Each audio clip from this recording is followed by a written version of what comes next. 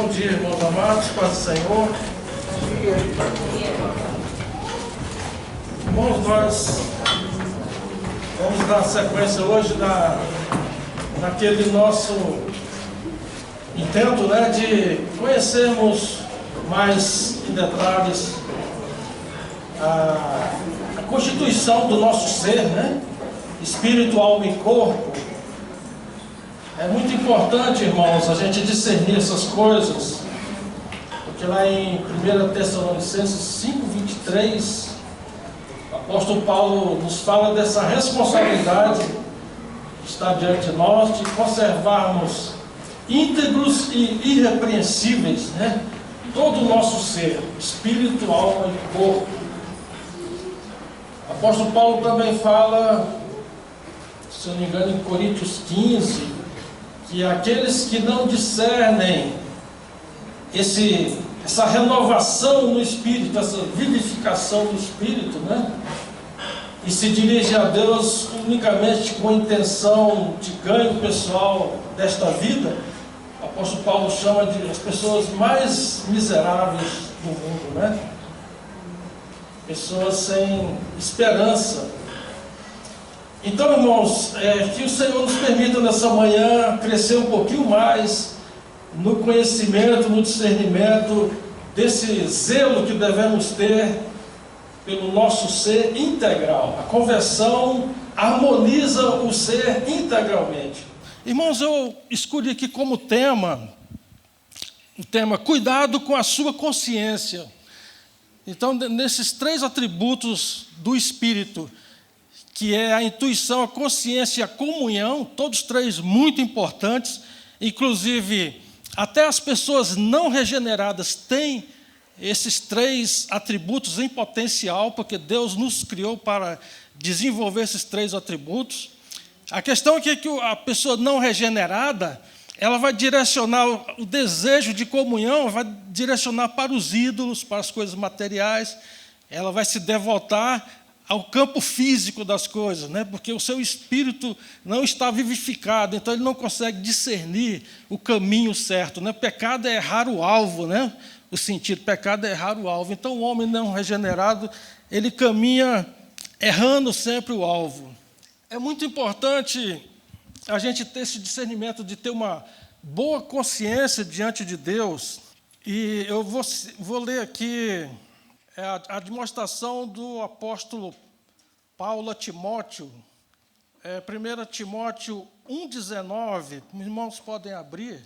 1 Timóteo 1,19, lá diz assim: mantendo fé e boa consciência, porquanto alguns, tendo rejeitado a boa consciência, vieram a naufragar na fé. Vejam, irmãos, como é crucial essa responsabilidade para com a boa consciência. Aqueles que tomam o rumo da sua própria solução, a solução da sua alma, da sua inteligência humana, essas pessoas que insistem em rejeitar esse sinal de alerta da consciência, A consciência, como o pastor Daniel falou, é essa luzinha vermelha que acende toda vez que você tem que diferenciar o mal do bem. Toda vez que você tem que aprumar o rumo da sua caminhada no sentido do bem. E quando a pessoa rejeita a consciência, esse atributo que vem no espírito da pessoa, ela então está escolhendo o seu caminho, a sua solução própria, o caminho mais confortável, porque nem sempre, irmãos, a consciência nos conduz a algo confortável, Às vezes a gente fica se perguntando, será que eu faço, será que eu digo? Então, esse compromisso de andar em santidade diante de Deus envolve também os riscos de uma boa consciência, de você sofrer danos para que a sua consciência esteja limpa e pura diante de Deus. E se a gente não ter esse cuidado, a gente vai naufragar na fé. Vai chegar um dia que, de tanto você andar no seu próprio pensamento, na sua própria sabedoria, você não vai confiar mais em Deus, você não vai ter fé, porque fé é aquilo interior, Hebreus 11 fala que a fé é aquilo que não se vê e que pela confiança em Deus passa a ser visível, né? A fé ela tem que estar no íntimo, no interior. Inclusive, faço só uma observação, alguns comentaristas falam que Deus pode até criar do nada, mas, a rigor, Deus cria daquilo que está dentro dele. Aquilo que não se vê, Deus traz à existência, ao campo visual, né? A fé é desse jeito. Se ela não está no interior, nós vamos naufragar na fé. Vamos chegar um dia que a gente vai sentir que não precisa de Deus, que é tolice ficar buscando em Deus, confiando em Deus. Você vai naufragar na fé. E por isso, irmãos, é tão importante a consciência pura, limpa diante de Deus. E dos valores bons, né, que dirigem essa boa consciência, eu quero assinalar aqui a consciência de insuficiência.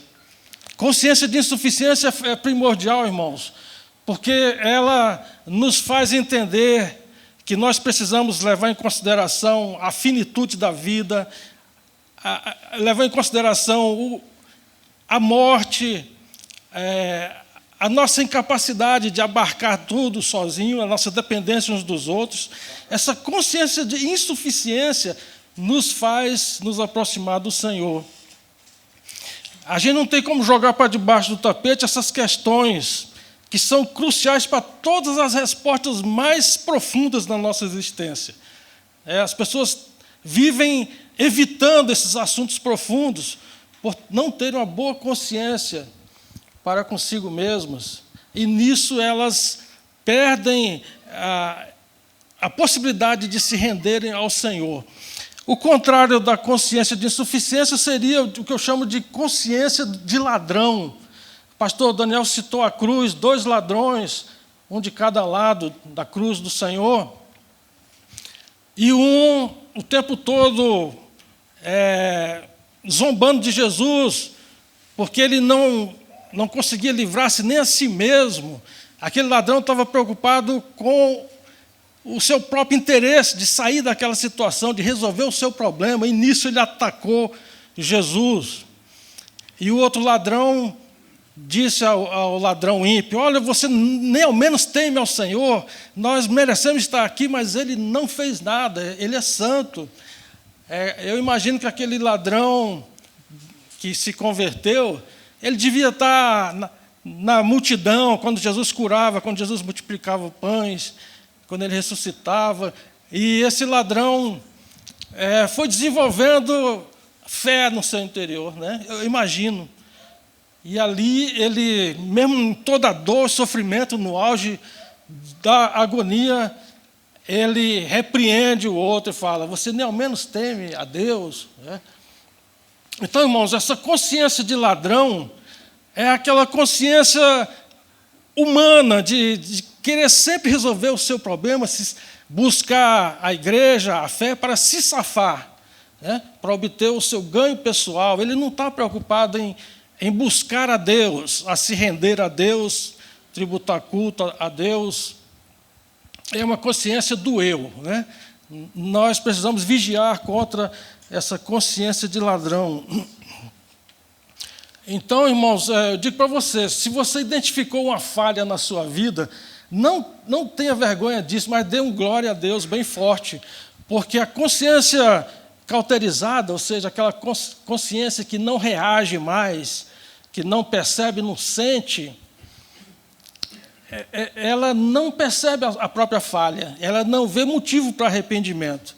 Quando a gente percebe motivo para arrependimento, a gente tem que glorificar a Deus, porque a nossa consciência ainda está acesa, está sensível, e nós estamos respondendo à nossa consciência, né?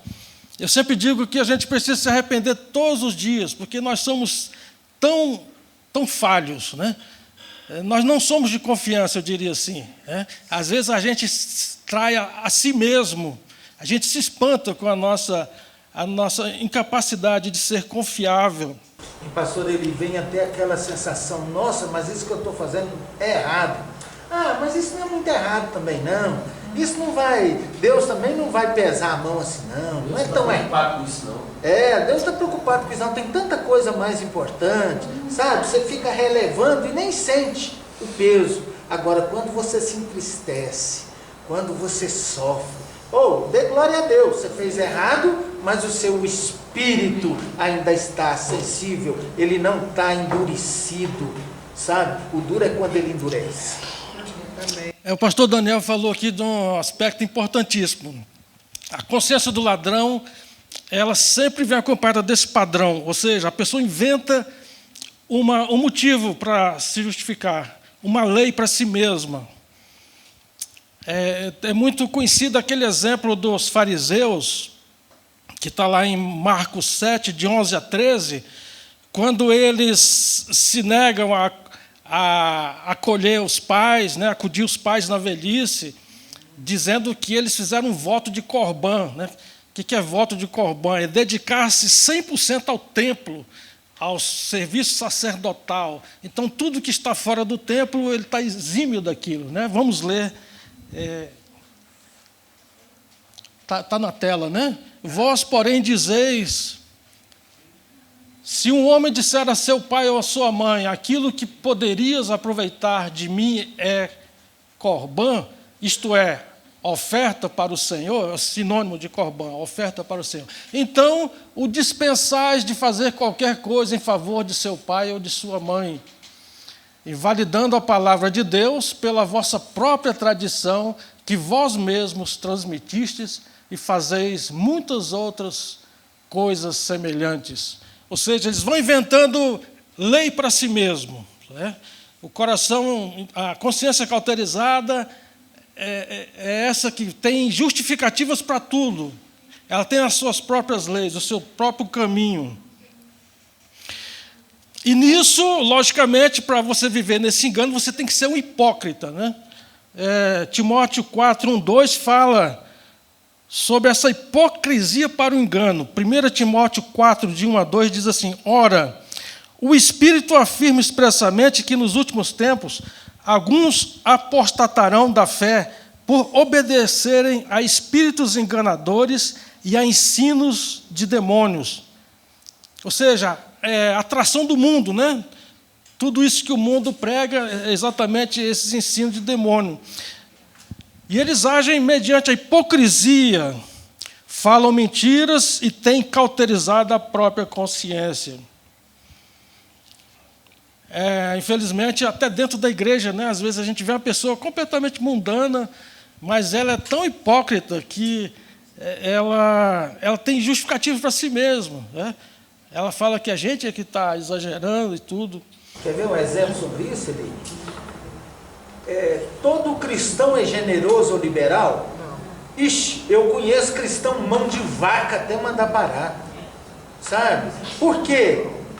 Porque ele se exercitou na avareza, a avareza fortaleceu o coração dele nessa área e ele não consegue discernir o que é generosidade, o que é liberalidade, acha que tudo é dele, é meu, é meu, é meu. Então tem muitos cristãos maduros, avarentos.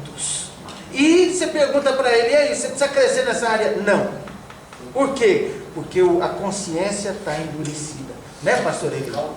Cauterizada é a palavra bíblica. Esse tipo de pessoa, eles são o que eu chamo de predadores, né? Eles estão sempre à caça de alguém em quem eles possam lançar a tarrafa, tirar proveito, levar vantagem, né? Então, a gente está falando da consciência do ladrão. Vamos aqui para o final, irmãos. Um aspecto importantíssimo que a gente precisa dizer, irmãos: será que a consciência é um guia seguro? A consciência é sempre um guia seguro na nossa vida? Eu digo que não. É exemplo de Jó. Né? Eu vou ler aqui uma passagem de Jó, Jó 27, verso 6.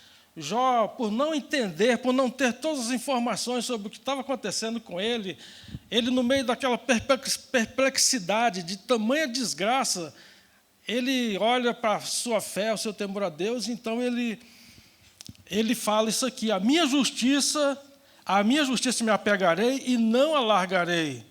Não me reprova a minha consciência por qualquer dia da minha vida. Então ele declara isso com toda segurança. Mas Jó, naquele desconhecimento do contexto, né, ele ataca ao Senhor em algumas ocasiões, ele chega ao ponto de amaldiçoar o dia que ele nasceu. Mas aí quando ele então tem um encontro com o Senhor, ele diz assim: eu falei do que eu não conhecia, mas agora os meus olhos contemplam a Deus. Outro exemplo clássico é o de Paulo. Paulo era zeloso no judaísmo, fez tudo de plena consciência, de consciência limpa. Ele julgava estar servindo a Deus ao perseguir e matar os cristãos. Mas veja que a consciência dele não era certa, né? O seu coração estava certo, mas ele não tinha todas as informações. Então, irmãos, nós somos essas pessoas que não têm todas as informações. A palavra final para a nossa justiça diante de Deus é a palavra de Deus, é a Escritura. É da Escritura que deriva toda boa consciência e ela é o crivo para toda boa consciência. Por isso, irmãos, que a gente insiste para que você conheça as Escrituras, para que você medite nas Escrituras, todo dia, todo dia, todo dia. Porque nós podemos ser enganados pela nossa própria consciência, por mais zeloso de Deus que você esteja buscando ser. Mas Paulo aprendeu isso? Ele aprendeu, né? Não, ele não aprendeu. Olha o que ele diz. Bem lembrado, pastor, bem lembrado. Olha o que o apóstolo Paulo fala. 1 Coríntios 4:4. Ele fala assim, ó: porque a consciência não me acusa de nada. Ele continua sendo um homem de boa consciência com Deus. Mas nem por isso me dou por justificado, pois quem me julga é o Senhor. É igual o Davi fez lá na sua oração: ó Pai, aperfeiçoa em mim um espírito reto, vê se em mim existe algum caminho mau, né? Então, tanto na meditação quanto na oração, nós buscamos confirmação de Deus no nosso estilo de vida, no nosso caminho diante de Deus. Para finalizar, irmãos, como cuidar então da minha consciência? Como é que nós vamos zelar da consciência? Primeiro, submetendo-se à palavra, examinando e meditando as Escrituras, né? Isso aqui é dever de casa para todos nós. O crente que não faz isso é fracassado, ele vai naufragar na fé, sabe? Ele está no caminho de naufrágio, infelizmente. O segundo ponto, nós vamos cuidar da consciência prestando mais atenção ao que acontece ao nosso redor. Então, por exemplo, as pessoas te evitam. Por que será que as pessoas estão te evitando? Será que você é uma pessoa extremamente negativa, extremamente pessimista? Será que você é um predador, né? A pessoa sabe que se aproximar de você vai levar prejuízo. Nós precisamos estar atentos ao nosso derredor, porque a palavra diz que igreja é comunhão, é proximidade, é fraternidade, né? E se você é um crente, as pessoas estão te evitando, preste atenção no que pode estar acontecendo, o que é necessário para corrigir isso. É preciso ter esse cuidado, porque o que glorifica a Deus é o nosso testemunho pessoal. Irmãos, como é importante a gente estar ciente de que precisamos ter bom testemunho pessoal. Eu vou ler aqui 2 Coríntios 1:12. 2 Coríntios 1:12, porque a nossa glória é esta, o testemunho da nossa consciência. Essa é a glória do crente, o testemunho da sua consciência diante de Deus.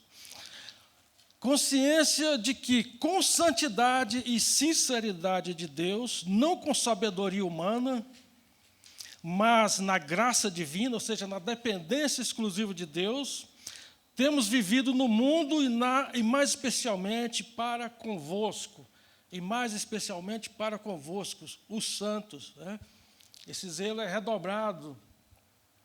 Então ele fala aqui da sabedoria humana, que é uma sabedoria contaminada pelo pecado, sabedoria astuciosa do homem sem Deus. Não é, irmãos? Precisamos ter cuidado com essa inclinação para a vantagem pessoal, né? E tudo isso, porque a nossa natureza, a nossa alma, é o nosso ego, e o nosso ego ele é medroso, o nosso ego ele ele é movido pelo medo e ele foge de tudo que pode ser ruim para nós. Tudo que é desafiador, tudo que tem um custo elevado. Então, a nossa consciência não deve se dirigir pelo nosso ego, mas pela palavra, pela Escritura, o temor do Senhor. Isso é muito importante. 2 Coríntios 4:2, eu vou ler aqui na linguagem de hoje. Nós rejeitamos tudo que é feito escondido.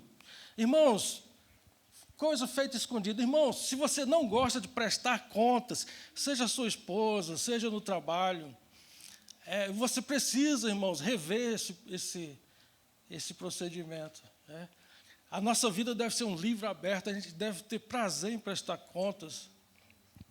Nós rejeitamos tudo que é feito escondido e tudo que é vergonhoso. Não agimos de má fé, nem falsificamos a mensagem de Deus. Pelo contrário, agimos sempre abertamente, de acordo com a verdade, e assim as pessoas têm uma boa impressão de nós que vivemos na presença de Deus. Terceiro aspecto de como zelar pela nossa boa consciência é a gente entender que consciência se transmite e se fortalece pela influência. Então, você pai, mãe, você chefe, você que está em liderança sobre um grupo de pessoas, saiba que boa consciência se fortalece e se comunica pela convivência, pela influência. Eu li num desses livros de crônicas gospel, não sei se foi do Max Lucado ou se foi do Augusto Cury, não me lembro agora, mas ele citou lá o caso de um mestre que, ao receber um novo discípulo, ele só tinha uma exigência. Esse discípulo novo, ele deveria ficar 2 anos sem fazer nenhum tipo de pergunta. E aí o que acontece? Ao cabo de 2 anos, esse discípulo, ele já teria aprendido tanta coisa que o seu nível de pergunta ia ser bem menor, né? Só de estar ali no convívio do grupo, ele estava aprendendo, sendo influenciado, transformando o seu entendimento. Então, irmãos, é por isso que é tão necessário congregar. As pessoas têm rejeitado o ato de congregar. Irmãos, quantas vezes, se não todas, que eu chego na igreja, escuto a mensagem, saio dali diferente, com um novo propósito, uma nova disposição de alma. Não é? Como nós precisamos congregar, irmãos, como nós precisamos encontrar uns aos outros, partilhar das aflições, das lutas, dos dilemas uns dos outros, né? Nos edificarmos mutuamente. A palavra do Senhor diz que é na comunhão que o Senhor opera a sua bênção, né? Salmo 133, né? É ali que o Senhor opera a sua bênção. Quarto aspecto de como protegermos a nossa boa consciência, eu já até falei aqui, esteja disposto aos custos de ter boa vontade para com Deus. 1 Pedro 2,19, porque isto é grato a Deus, que alguém suporte tristezas, sofrendo injustamente, por motivo de sua consciência para com Deus. Seja uma vaia no trabalho, seja o que for, até um rebaixamento de função no trabalho, todo tipo de prejuízo, descarne, zombaria, tudo isso é grato ao Senhor quando você faz por ter uma boa consciência para com Deus. E quinto aspecto, quinto e último, eu não quero de maneira nenhuma ser ofensivo com os irmãos, mas é uma coisa que às vezes a gente percebe. O quinto aspecto é pare de enganar-se a si mesmo com falatórios inúteis, né? A pessoa muitas vezes não tem um testemunho cristão, mas ele quer dar uma de entendido das Escrituras, ele te pergunta quantos capítulos tem um livro tal, quem falou isso, quem é filho de quem, aquelas perguntinhas de gincana bíblica, né? E a pessoa, então, nesses falatórios inúteis, ela tenta comunicar a ideia de que ele é um crente ali zeloso, né? Conhecedor. 1 Timóteo 1, 5-7, eu vou ler aqui na Almeida século 21. Paulo diz a Timóteo: esta orientação tem como objetivo o amor que procede de um coração puro, de uma boa consciência e de uma fé sem hipocrisia. Alguns se desviaram dessas coisas e se entregaram a debates sem propósito algum, querendo ser mestres da lei, embora não entendam nem o que dizem, nem o que afirmam com tanta confiança. Amém, irmãos? Vamos orar, vamos entregar ao Senhor o nosso coração nesse momento. Pai, nós damos graças, Senhor, damos graças pela sabedoria da Tua palavra. Nós lamentamos, ó Pai, por sermos tão inconfiáveis, tão falhos, mas o Senhor sabe que somos pó, mas o Senhor nos deu um espírito vivificado, e é através desse espírito vivificado que o Senhor falou a nós nessa manhã. Pai, nós acolhemos com todo o temor, com toda a gratidão, a Tua palavra. Transforma em nós o nosso proceder, Senhor. Nos encoraja, nos fortaleça para sermos capazes de sofrer o dano, Senhor, de glorificarmos o Teu nome nesse mundo mal, corrompido, perverso, Pai. Nós entregamos integralmente o nosso ser a Ti, que és digno, que és o Senhor da nossa vida, o nosso resgatador. Damos graças, Pai, por tudo isso. No nome de Jesus, abençoa o Teu povo, Senhor. Dá graça a cada um. Vai, caminha com cada um ali pertinho, sendo a sua sombra à sua direita, como disse o salmista. Edifica a cada um de nós, Pai, porque nós precisamos. Nós nos submetemos, Pai, à Tua soberania na nossa vida. No nome de Jesus e para a glória do Teu nome, Pai. Amém. Deus abençoe, irmão.